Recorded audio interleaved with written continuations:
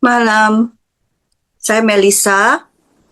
Hari ini saya mau sharing. Saya rasa semua orang tuh tahu mengenai firman yang akan saya sharingin ini, tetapi dari sisi pandang yang mungkin yang saya dapat, saya bagikan lagi ya. Dari kita buka di perumpamaan, ini judulnya adalah penabur yang menabur benih. Kalau kita kalau kita dengar dari judulnya ini, itu selalu kita uh, memikirkan tentang tentang petani kali ya. Kalau benih itu kan selalu melambangkan benih sayur-sayuran, padi-padian, atau benih buah, atau apapun gitu. Tetapi firman Tuhan seringkali diibaratkan dengan benih. Nah, di sini kita buka Markus 4 ayat 3 sampai 20 ya. Kita baca dulu di Markus. Coba kita buka di Markus 4 ayat 3. Dengarlah, adalah seorang penabur keluar untuk menabur. Pada waktu ia menabur, sebagian benih itu jatuh di pinggir jalan. Lalu datanglah burung dan memakannya sampai habis. Di sini saya potong dulu dan saya jelaskan ya, apa arti kata dari ayat yang keempat ini. Karena benih yang diibaratkan di sini adalah firman. Firman yang sama, tetapi ada empat macam tanah di sini, yaitu empat macam hati kita yang dideskripsikan di dalam firman ini gitu. Di dalam Markus yang keempat, ayat keempat, itu penjelasannya di ayat yang ke-15. Orang-orang yang di pinggir jalan tempat firman itu ditaburkan ialah mereka yang mendengar firman, lalu datanglah iblis dan mengambil firman itu yang baru ditaburkan di dalam mereka gitu loh. Baru ditaburin, tetapi langsung udah diambil oleh iblis. Kenapa gitu loh? Nah, ini kurang jelas ya. Kita buka di Matius 13 ayat 19 ya. Coba deh. Di Matius 13 ayat 19 itu lebih jelas. Nah, kepada setiap orang yang mendengar firman tentang kerajaan sorga, tetapi tidak mengertinya, datanglah si jahat dan merampas yang ditaburkan dalam hati orang itu. Itulah benih yang ditaburkan di pinggir jalan. Nah, ini yang disebutkan ketika benih firman itu yang ditabur, kita harus mengerti. Kita harus mengerti kenapa kalau kita nggak mengerti, langsung si jahat itu merampas. Karena itu nggak bakalan bisa, kalau mungkin ada yang senang nanam-nanam, kebetulan saya senang menanam ya. Jadi kalau benih itu ada yang namanya germinasi. Jadi kayak dia tumbuh dulu menjadi kecambah gitu. Nah, ini tuh nggak sempat menjadi kecambah, tetapi udah dirampas gitu karena ketidakmengertian dia. Makanya kita perlu, waktu kita mendengar firman, itu juga kita perlu guru yang baik untuk menjelaskan dengan sesimpel mungkin, supaya apa? Supaya kalau terlalu komplikasi, kadang-kadang kita tidak mengerti gitu loh. Kita mesti sesimpel mungkin, sampai anak kecil aja juga mengerti gitu. Nah, itu adalah ayat yang keempat ya tadi ya. Nah, sekarang kita lanjut kalau nggak saya baca dulu deh. Saya baca dulu, nanti saya baru jelaskan ya. Kita balik lagi ke Markus 4 ayat yang kelima. Ayat yang kelima,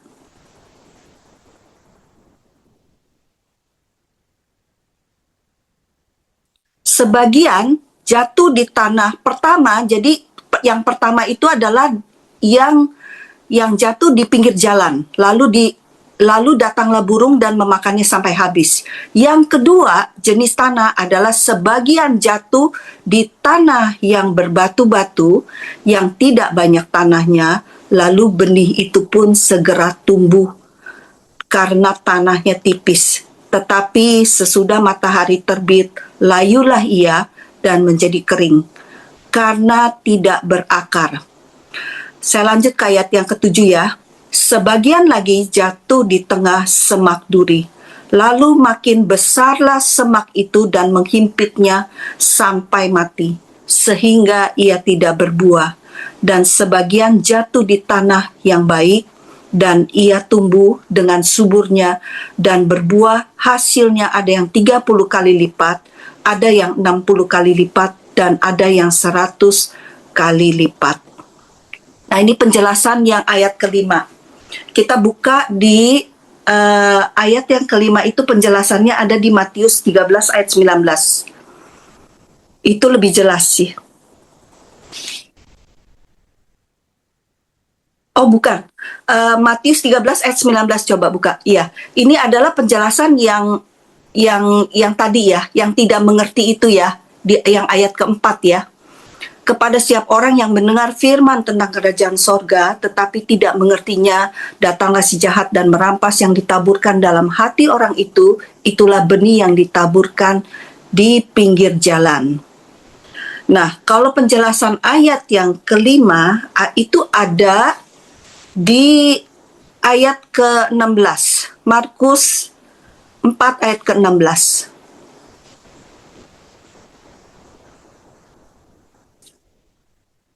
Nah, ini penjelasan yang ayat dari yang kelima, yang firman yang jatuh di tanah yang berbatu-batu.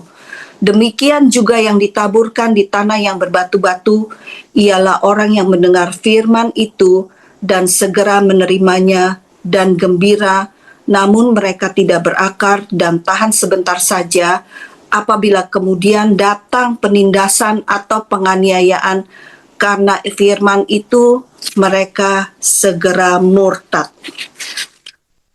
Ayat yang ketujuh, sebagian lagi yang di semak duri, itu penjelasannya ada di ayat 18. Coba kita buka.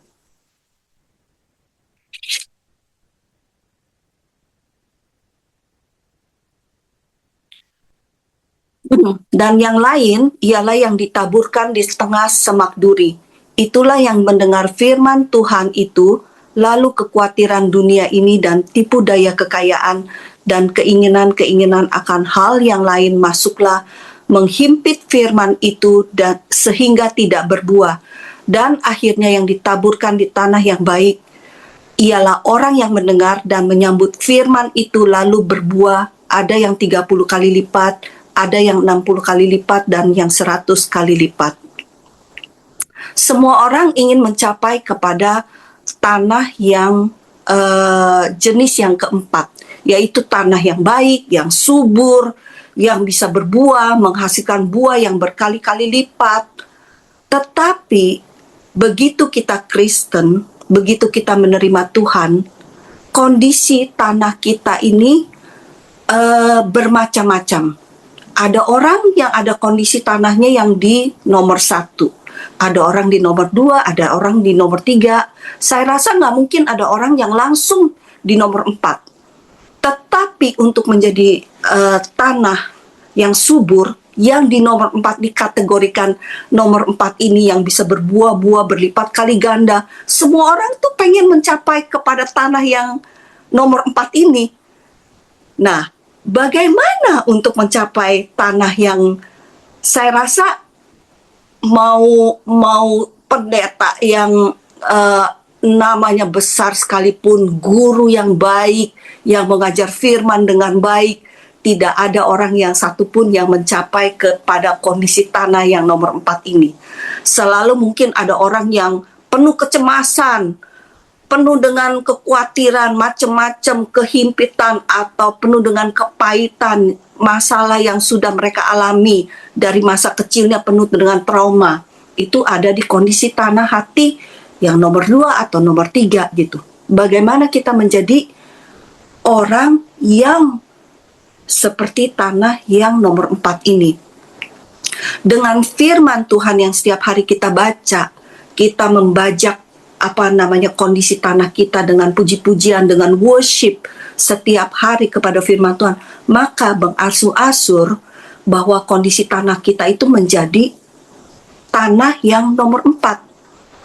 Di sini ada yang senang gardening seperti saya. Saya itu suka gardening. Geleng-geleng kepala tuh si Victor langsung. Nah, saya itu senang banget gardening. Segala macam saya tanemin. Cabe, bayam, kangkung, okra, terong, bermacam-macam deh pokoknya. Itu nggak mungkin hari ini saya tanam, besok langsung peng semuanya berbuah. Tidak mungkin, itu impossible. Jadi segala sesuatu ada waktunya, ada kondisi tanahnya. Semua orang yang datang kalau ngelihat tanaman saya bilangnya, waduh Mel, kayaknya tangan lu dingin ya katanya ya. Segala macam yang lu tanam itu pasti berbuah katanya. Saya bilang, saya ini orang hidup bukan mayat. Kalau mayat itu tangannya dingin, saya bilang. Ini aneh-aneh ya orang Indonesia, ini istilahnya pakai acara bilangnya tangannya dingin. Nggak mungkin. Segala sesuatu yang ditanam, kalau benihnya bagus, benihnya tidak kadaluarsa, dan kondisi tanahnya itu bagus, gembur, itu pasti berbuah. Itu pasti tumbuh dengan lebat. Jadi tidak dikategorikan, apalagi ini firman Tuhan disebutkan adalah incorruptible seed. Jadi benih yang tidak seperti benih yang kita ada punya di dunia yang bisa kadaluarsa. Benih yang saya simpen tidak akan bisa mungkin berbuah kalau saya cuma beli dari Tokped, saya diemin di situ selama 1 tahun, 2 tahun, itu tidak akan berbuah. Tetapi benihnya kalau ditanam, itu pasti dalam 2-3 hari dia mulai kecambah, dia pasti mulai bertunas, dia pasti mulai berakar. Nah, ini disebutkan di ayat yang kelima bahwa sebagian jatuh di pada tanah yang berbatu-batu. Tanahnya itu kondisinya tanahnya tipis. Jadi akarnya itu tidak mungkin bisa berakar. Sewaktu kita semai bibit, itu perlu ditambahkan tanah, dirawat dengan baik, dikasih air yang cukup, dikasih matahari yang cukup, yang kita tahu mengaturnya, dan kita tahu kondisi tanah hati kita yang bagaimana.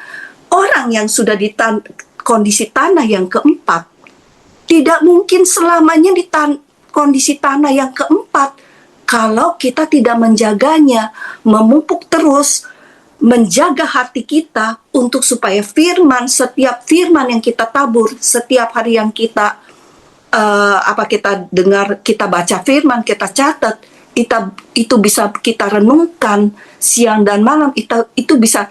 Tetapi kalau cewek ya, mungkin ya nggak semuanya ya, mungkin ya kalau saya ya gampang kesel gitu sama orang, sambil ngedenger renungin firman, sambil juga terngiang-ngiang apa yang orang ngomong, itu jadi firmannya tuh nggak bisa bertumbuh gitu loh.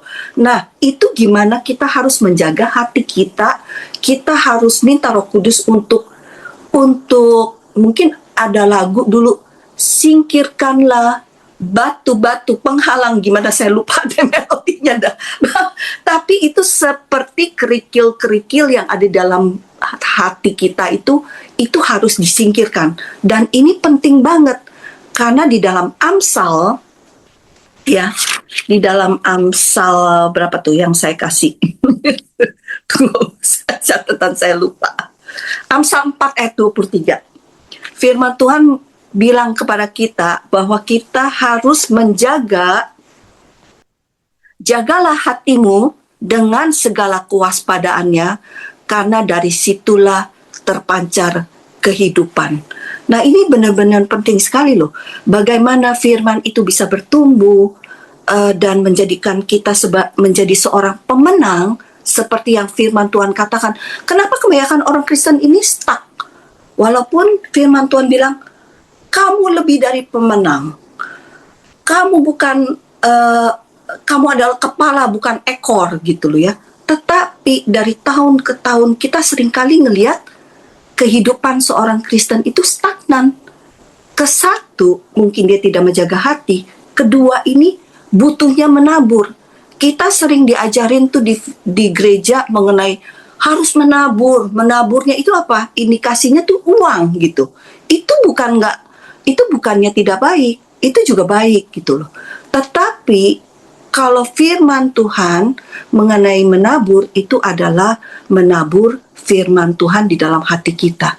Ini yang terpenting karena kita dipanggil oleh Tuhan itu untuk menjadi seperti petani itu menjaga garden taman yang di hati kita ini menjadi satu taman yang subur, yang berbuah, yang berlipat kali ganda. Kenapa semua orang bilang, oh perubahan itu harus dari dalam? Apa sih yang dibilang perubahan itu harus dari dalam gitu? Kalau misalnya tidak menabur, nggak ada pertumbuhan. Tidak mungkin tuh tiba-tiba siapa di sini yang rumahnya ada taman? Kalau Cila tidak tinggalnya di apartemen. Pak David deh, tiba-tiba Pak David bangun tidur gitu. Pak David nggak nanam mangga atau nggak nanam rambutan. Tiba-tiba di tamannya itu ada mangga atau rambutan. Nggak mungkin. Itu nggak mungkin bisa terjadi gitu. Apa yang harus kita tanam? Firman Tuhan apa yang kita harus tanam?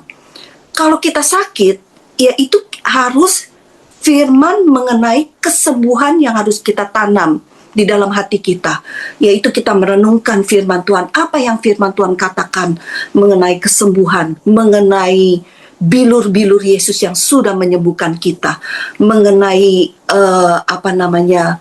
depresi yang kita alami, oppression yang kita alami, penindasan di dalam jiwa kita. Itu yang mesti kita mesti yang kita renungkan, firman-firman itu yang harus kita tanamkan di dalam hati kita gitu. Karena kita dipanggil untuk menjadi orang yang bebas sebetulnya.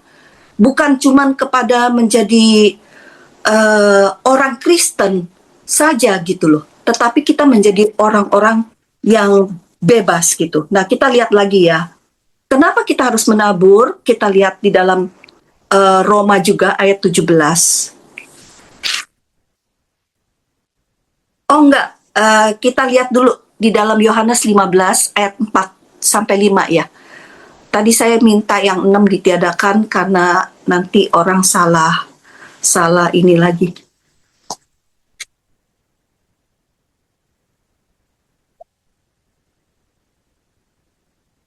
Yohanes 15 ayat 4 sampai 5. Tinggallah di dalam aku dan aku di dalam kamu.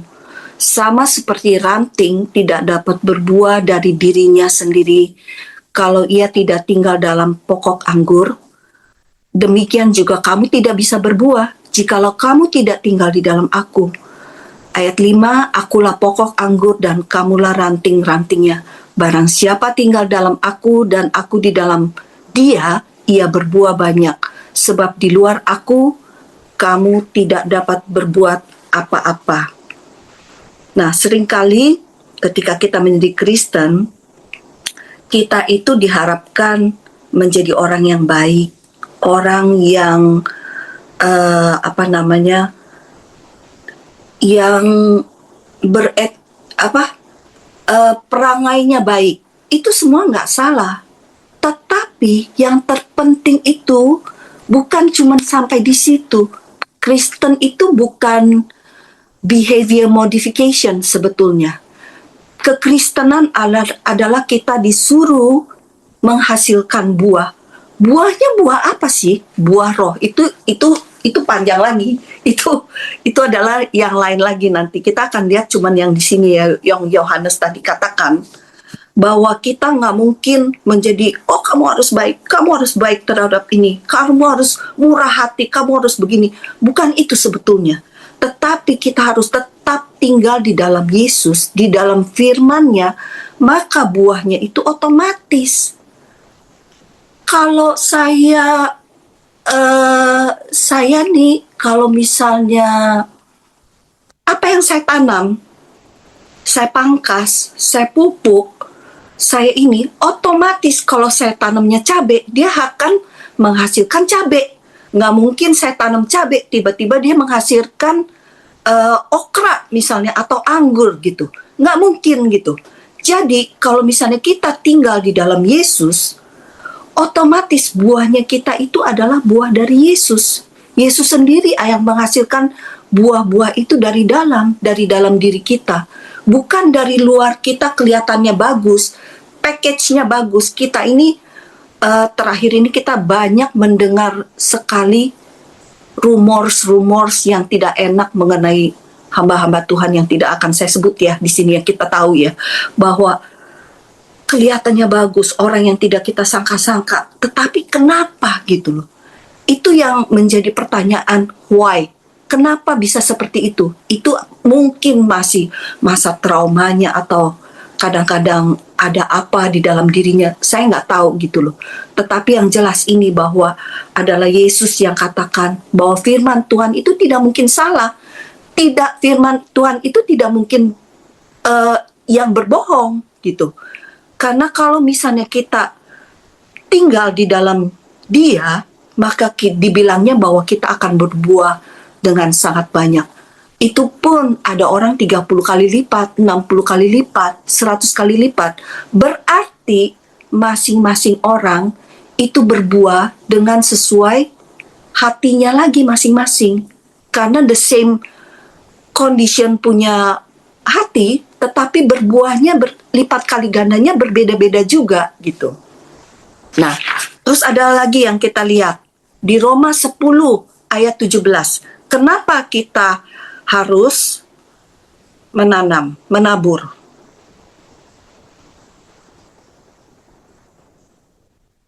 Supaya ada iman.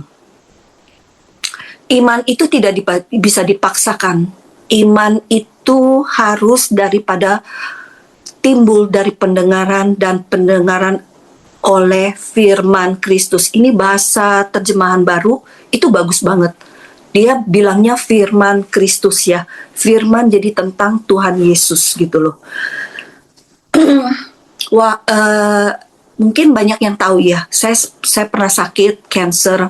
Ada sebagian orang bilang, oh Mel, lu harus terima kalau Tuhan Yesus mau lu mati katanya. Atau ada juga yang bilang begini, yang penting percaya aja katanya. Nanti kamu pelayanan, nanti Tuhan Yesus sembuhkan gitu. Itu juga salah. Karena ketika kita waktu sakit, kita harus tahu firman mana yang akan kita pegang untuk kesembuhannya kita. Kalau misalnya dibilang yang penting percaya aja, itu menurut saya pada saat itu ya, walaupun saya belum mengerti firman begitu banyak, tetapi saya tahu bahwa itu adalah firman, itu adalah iman yang membabi buta gitu. Blind faith kalau Inggrisnya bilang gitu.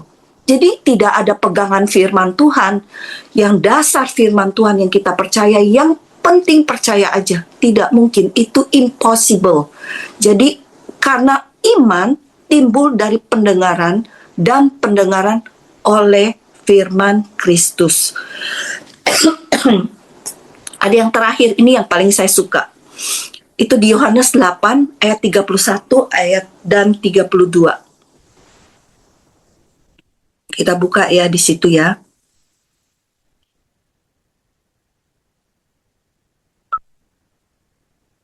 Ini adalah tujuan utama kita dipanggil oleh Kristus gitu. Maka katanya kepada orang-orang Yahudi yang percaya kepadanya, jikalau kamu tetap dalam firman-Ku, kamu benar-benar adalah murid-Ku, dan kamu akan mengetahui kebenaran, dan kebenaran itu akan memerdekakan kamu. Di sini ada 3 tahap yang saya garisi. Kata Yesus kepada itu orang-orang Yahudi yang percaya kepadanya. Pertama, kita menjadi orang percaya, gitu. Ya, jikalau yang percaya kepadanya. Pertama ini kita adalah orang percaya. Tetapi jikalau kamu tetap dalam firman-Ku, kamu benar-benar adalah murid-Ku. Dari orang percaya menjadi murid, gitu loh. Kalau kita tetap di dalam firman-Nya terus-menerus, dari orang percaya kita menjadi murid. Dan setelah itu di ayat yang 32, dan kamu akan mengetahui kebenaran, dan kebenaran itu akan memerdekakan kamu. Dari murid, kita menjadi orang yang merdeka. Jadi ini ada tahap-tahapannya.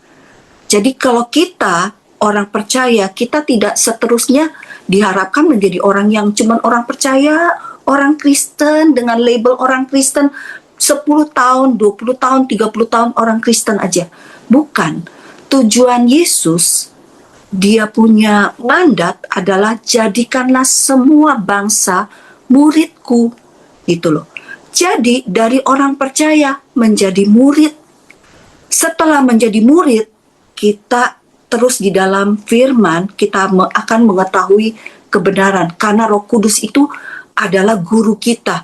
Ketika kita membaca firman, Roh Kudus akan menunjukkan yang mana yang kita butuh pada saat itu untuk diri kita sendiri pada saat itu.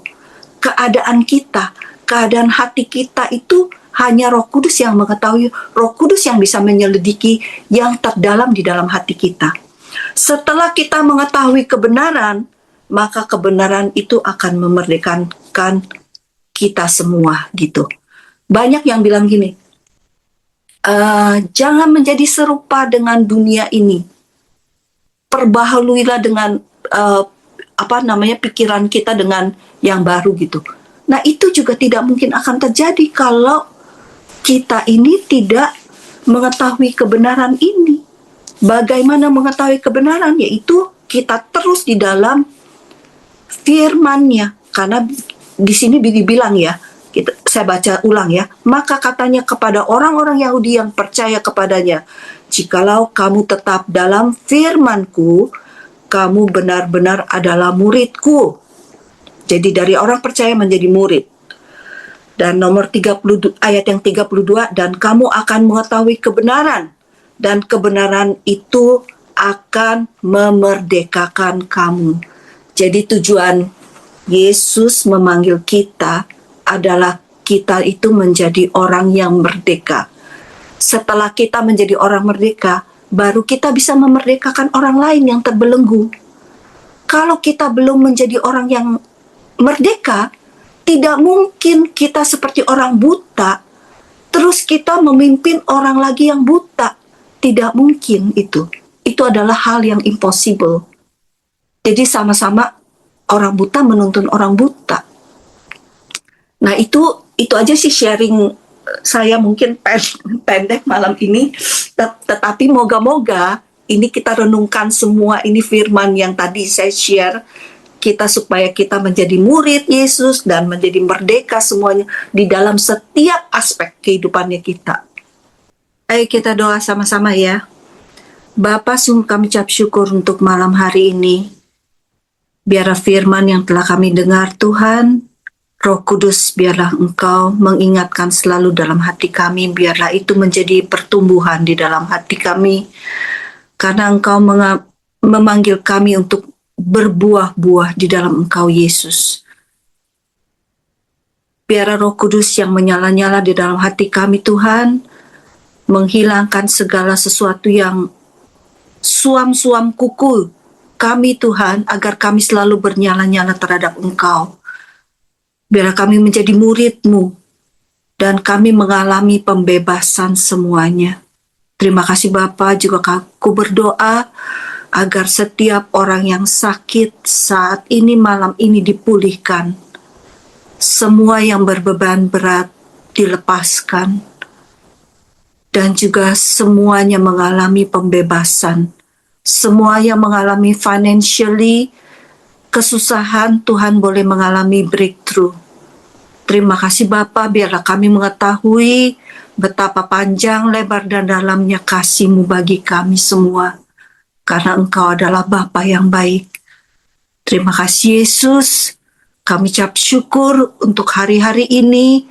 Dan biarlah di dalam hari-hari yang penuh dengan ketidakpastian Tuhan, kami semakin dekat dan semakin mempercayai Engkau sebagai orang yang melindungi kami, yang memberikan kami petunjuk di dalam setiap hal, dimanapun yang kami harus alami dan jalani Biar Roh Kudus menjadi pembimbing kami terus.